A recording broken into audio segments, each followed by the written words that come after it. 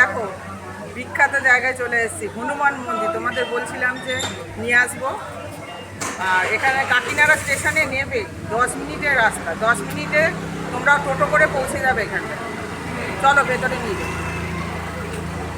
বন্ধ করো, আসো।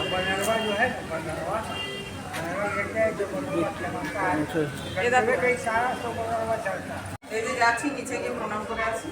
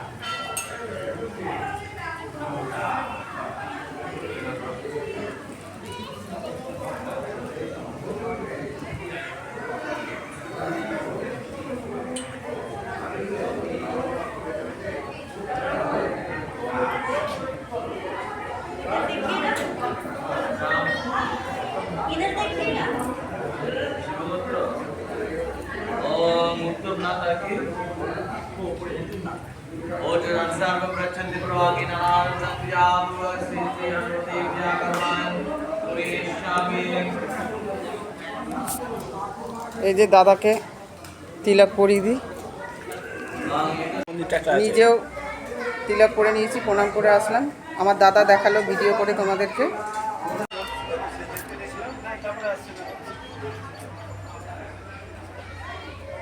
এগুলো পুরো আমাদের বাড়ির কাছে, 10 মিনিট পায়ে হাঁটা। আসার সময়ই পাচ্ছি না, কবে থেকে ভাবছি আসবো আসবো।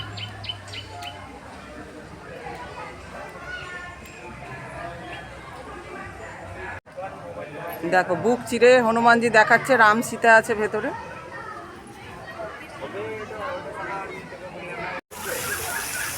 ঝর্ণা বানিয়েছে দেখো।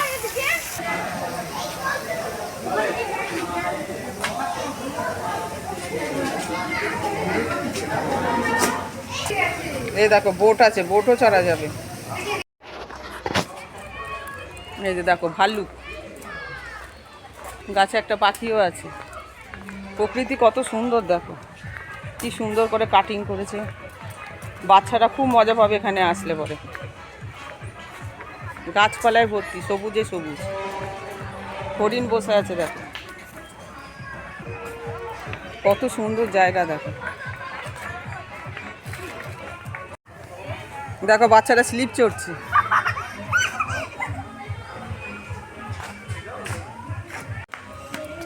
এইখানটা সবাই দেখো মানসিক করে দড়ি বেঁধেছে।